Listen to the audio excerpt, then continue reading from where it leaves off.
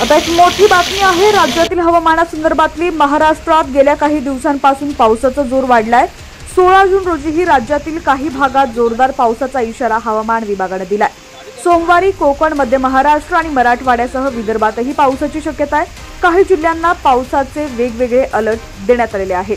पुढील 24 तासासाठी हवामान अंदाज काय आहे जाणून घेऊयात या व्हिडिओच्या माध्यमातून।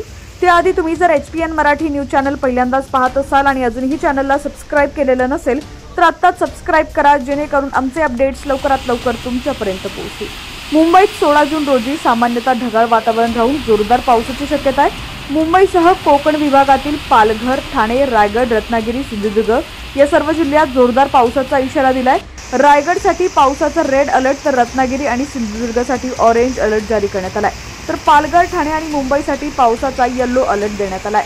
पुण्यात ढगाळ वातावरण राहून मध्यम स्वरूपाच्या पावसाची शक्यता आहे। पुणे घाटमाथा, कोल्हापूर घाटमाथा, सातारा घाटमाथा या ठिकाणी जोरदार पावसाचा अंदाज हवामान विभागाने वर्तवलाय।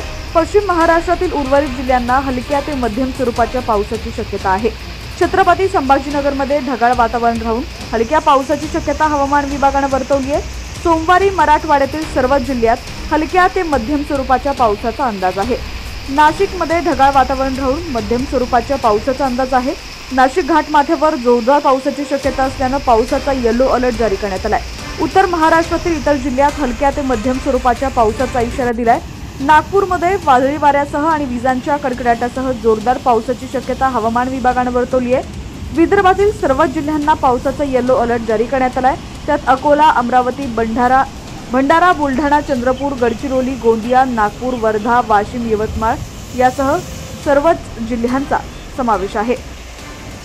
हवामान विभागाने राज्यातील सर्वच भागात 24 तासासाठी पावसाचा इशारा दिलाय। काही भागात पावसाचा जोर जास्त राहणार असल्याने नागरिकांनी योग्य ती काळजी घ्यावी, तसंच शेतकऱ्यांनी देखील शेती पिकांची काळजी घ्यावी आणि पावसाचा अंदाज घेऊनच शेतीची कामे करावी।